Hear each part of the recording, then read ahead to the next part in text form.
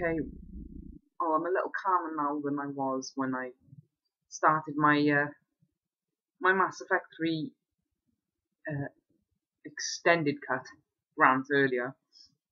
I've had a coffee, I'm a little calmer now, so this is me continuing where I left off. Anyway, I'm sorry, but I don't understand how anyone can be happy with this extended cut. You can't extend on shit, you know? Shit is still shit no matter how much of it there is. You know, BioWare seems to be under the impression that we needed the ending clarified. We didn't need it to be clarified, we needed it to be changed, we needed it to make sense. It doesn't make sense even now. If anything, this extended cut has opened up more plot holes. You know, I mean, the ending of number 3 does, and always has, and still does, and always will, continue to contradict the law of Mass Effect. You know, I mean, BioWare seems to think that just by adding these few extra scenes to explain and clarify things that it's going to stop the ending from being broken. But that's not the case. I mean, let's cover everything that's gone on so far, everything off the top of my head anyway. You know, like, for instance, Captain Anderson on number 1 tells you right at the very beginning of the game that the discovery of the archives on Mars jumped their technology forward 200 years. You know, I mean, the codex entries clearly state that it's only been within the past 3 decades that humans have been in the galactic community. I mean, it took like 20 years for them to get a seat on the bloody council. You know, before that, you know, you had the first contact war, although that didn't last an overly bloody long time. It was still a bloody while before they bloody became part of the galactic community. You know, it's been nearly 3 decades, and in all that time, you're telling me that it took all that time to be able to discover anything on the Reapers in the archives. I mean, if there was a schematic to build the Crucible in the archives, you know, schematic to build the Crucible that was clearly has the power to be able to destroy, rewrite, and bloody all that shit, the Reapers, you know, then obviously there would have been more information on the Reapers in the archives aside from the Crucible, you know, which raises the question of, in 30 years, how come you didn't discover any other information on the Reapers? Why did you spend the first 2 games having the entire galaxy going, oh, Shepard's crazy? No, the Reapers aren't real, they're just a myth. You know, when the evidence was there all along, staring you in the bloody face. It took 30 years to find it. Okay, yeah, because that makes sense. You know, and the ending blatantly contradicts absolutely bloody everything. People saying that beating the Reapers by normal means is not possible, and yet BioWare goes and adds the rejection ending that clearly proves that it is. No, Liara's time capsule turning around and saying to the next cycle, oh, by the way, the Crucible, we built it, it doesn't work. You know, but we've given you warning enough to be able to beat them without the need for it. You know, and clearly proving that normal means is possible. You know, which raises the question again of why didn't why didn't they bloody find the evidence they needed? I mean, as I said before in my previous video, you know, Reapers every cycle. Liara told you on number 1 when you first met her, you know, that the cycle of extinction has continued for millions of years. You know, there's very little information on the Protheans, even less on those who came before them. you know, but the evidence is there. The cycle of extinction has continued for millions of years. She goes into it in blooming long discussion in the bloody in the bloody the meeting bloody room on board the original Normandy, you know, and so if there was enough evidence to piece all this together, you know, the Protheans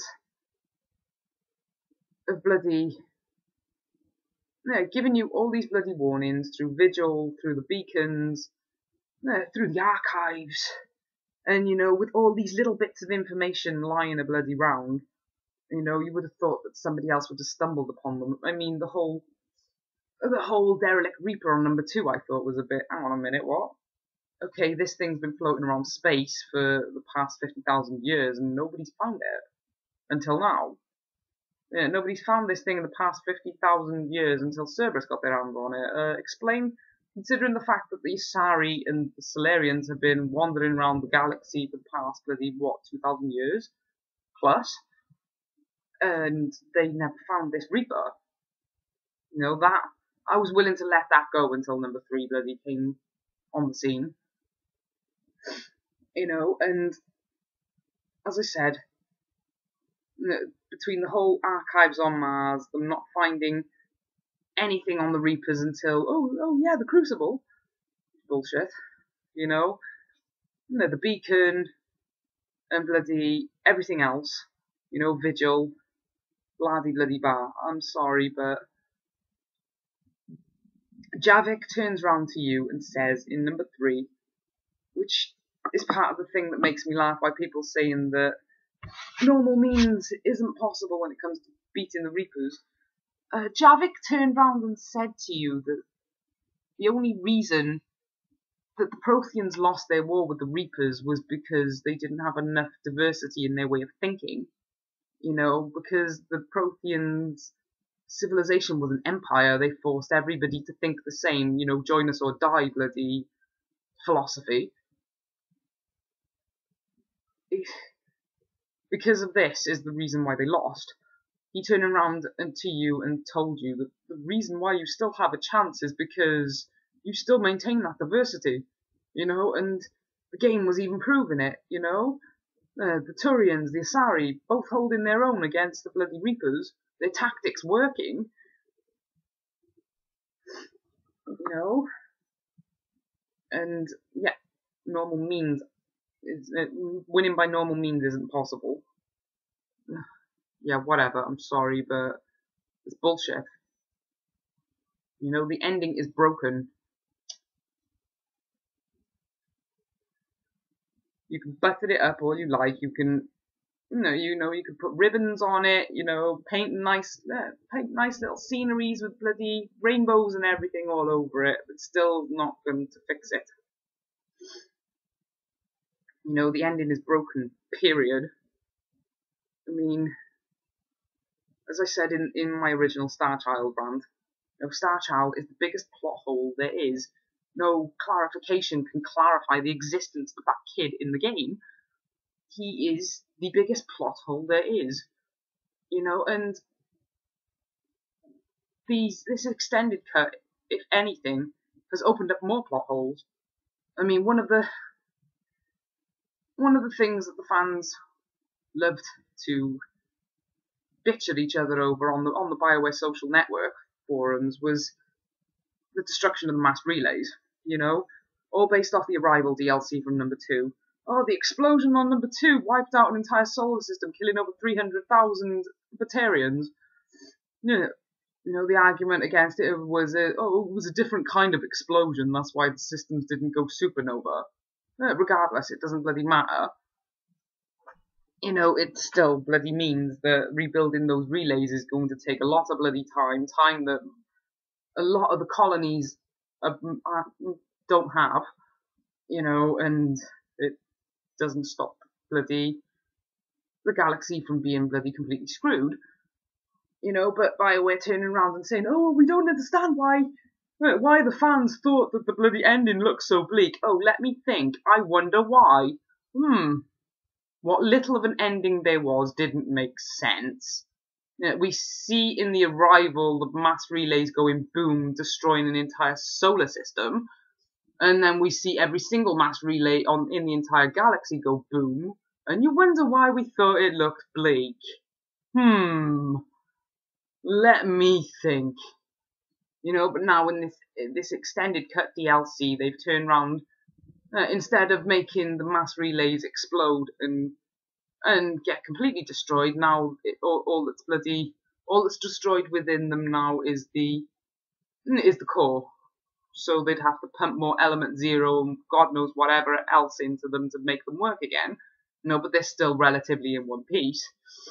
It's like, okay, well that's a little better, I suppose. At least it stopped the arguments on the bloody systems of the galaxy going supernova, but still doesn't change the fact that you've just opened up another plot hole.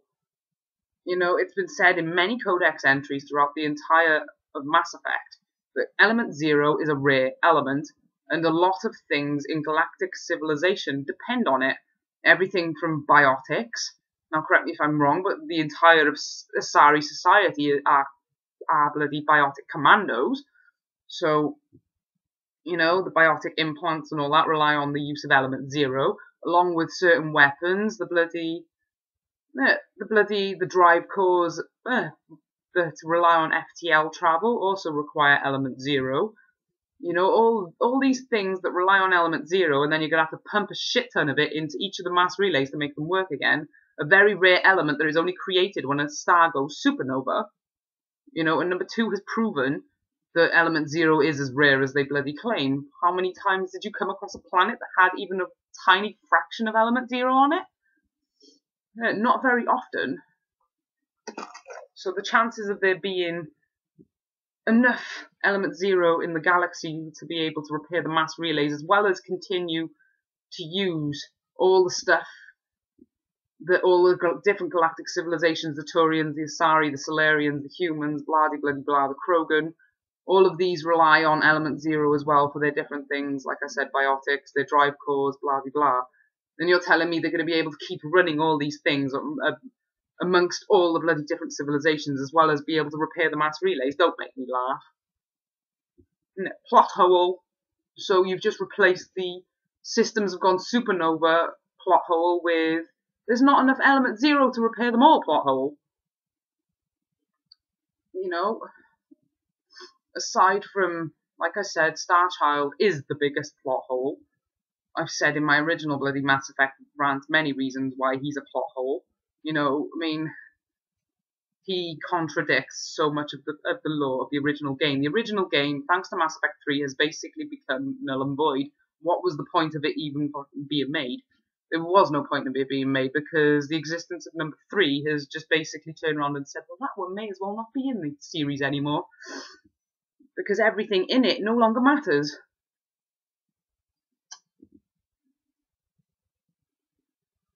Because with the Mass Effect series, the last 15 minutes of the game, even though I'm happy for the people that find closure and whatnot with the ending, I don't understand how they can find closure and whatnot with the ending because it still doesn't make sense. But I'm glad that at least some people can finally enjoy Mass Effect again. I can't. I still can't. Mass Effect 1 was my favourite of the 3. But I can't even look at that game. I still can't even look at that game because I know how much it doesn't matter. It just doesn't matter anymore. The game is just... It may as well just be a standalone game and have absolutely nothing to do with the Mass Effect universe whatsoever. Because the last 15 minutes of the bloody game, Starchild and his bloody rant, the whole control and synthesis option do the most damage. Seren, on number 1, spent the entire bloody game trying to convince you that the Reapers are right. Fusing biological and technological together is the best move. It's the only way any of us are going to survive, But then, the strengths of both, the weaknesses of neither, as he turned around and said to you. Those were his exact words. And you've basically turned round and admitted, oh yeah, well, Seren was right. What was the point of killing him? What was the point of killing him? You know, if you did the Paragon option, then you made him commit suicide at the end of number 1. But what was the point of it all? Why did we bother fighting him against him, only to agree with him now? You know? And then there's the Elusive Man. That really gets on my nerves more than agreeing with Seren does, because the control option, it was only like what? About a minute before the ending? A minute before you got to make the crucial bloody ABC red, blue or green choice. You know, that you either A, killed the Elusive Man, or B, got him to commit suicide. You know, and he'd spent the entire game trying to convince you that controlling the Reapers is the only way. You know, and yet you either shot him or got him to commit suicide, and then a minute later you go in turning around and saying, oh well, that was pointless because we've just agreed with him and made the choice anyway. Haha. Yeah, so what was the point of that whole bit with the Elusive Man? You know? And the guy was indoctrinated anyway, so he was indoctrinated, so clearly he wasn't thinking bloody straight, and he's under the belief that controlling the Reapers is the bloody best way, and then you go and agree with an indoctrinated person who clearly bloody didn't have enough of a straight head to bloody make any clear decision, and then you go and agree with him anyway. Yeah, okay, plot hole. And people say that this ending is fixed. It's not. It's still broken. No amount of clarification is going to stop it from being broken. You can extend on it all you like. It's still going to be broken. You know, it doesn't make sense. BioWare, under the impression that all we needed was an epilogue and some clarity, you know, and everything's all better. It's like, no. You know, you blame their attitude towards the fans before they agreed to make this extended cut DLC was horrendous. You know, they were blatantly turning round and calling us stupid. No, we're not stupid at all. We understood perfectly, and we understand that no matter what you do, this ending is still going to remain broken. It is, and always will be, bloody broken. You know, it doesn't need clarifying, it needs changing. No, but that's not going to happen. No, instead, BioWare has just decided to go and alienate half their fan base, because now the fans are split into two factions. Those that love it, those that hate it. Those that hate it are on the verge of turning around and saying, fuck you, BioWare. We'll go and support a company that actually listens to their fans.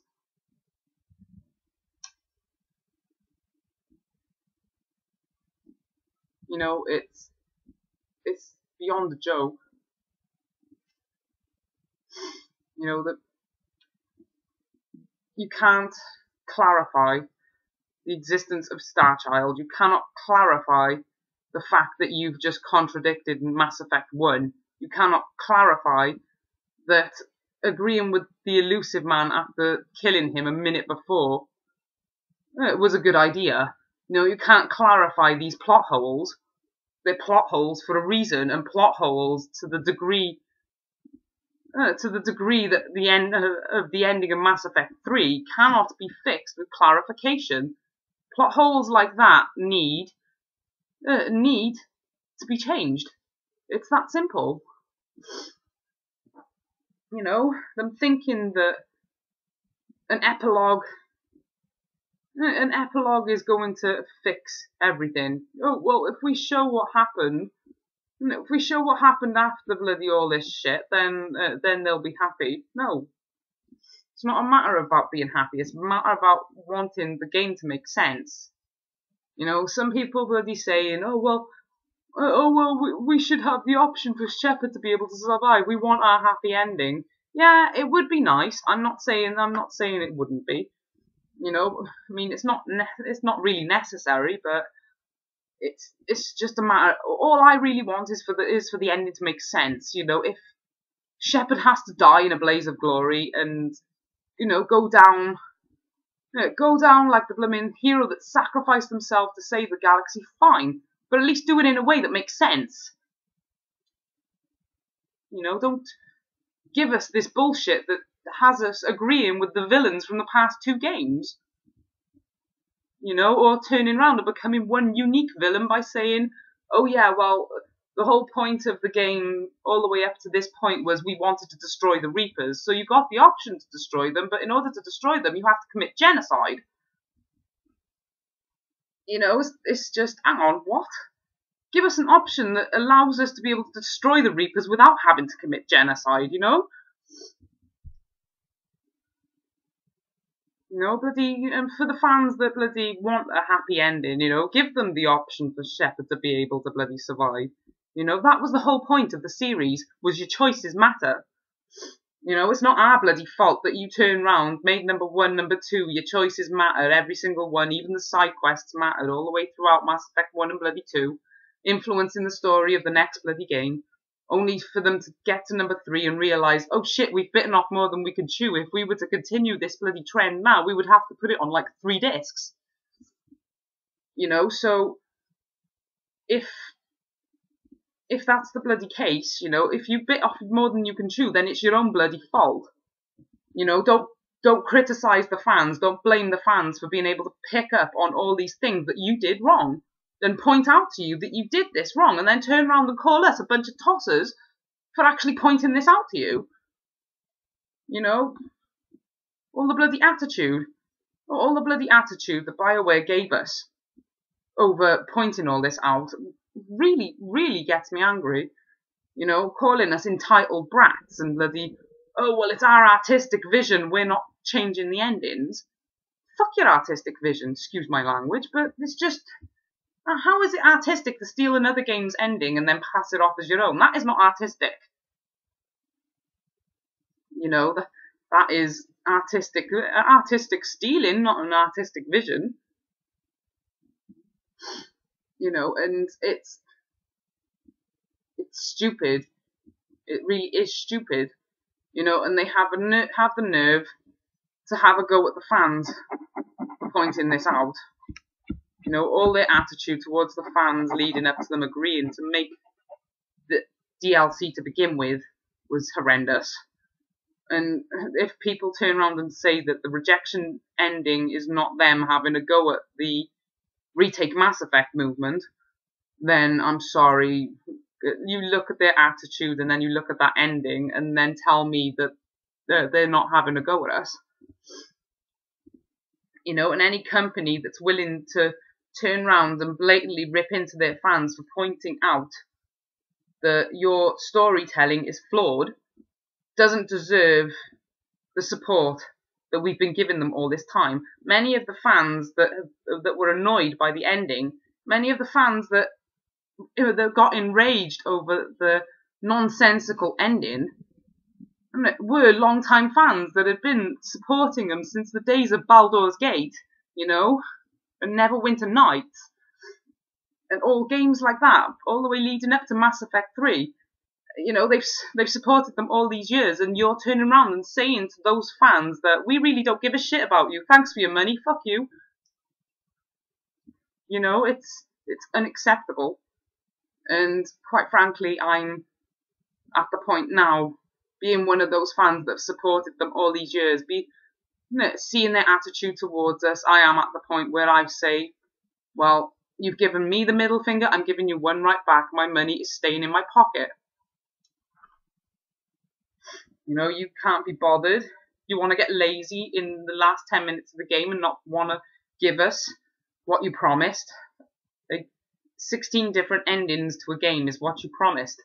16 different possible endings to the game. You gave us one ending with 16 different tweaks and 3 different colours.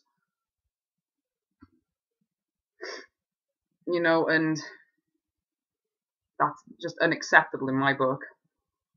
I mean, I'm pretty sure that there are more things that I haven't covered in this, but I'm starting to get a little ratty again, so I'm I'm going to leave it like at that. If I think of any more things to point out why Mass Effect 3 is still broken, regardless of the fact that they've extended on shit,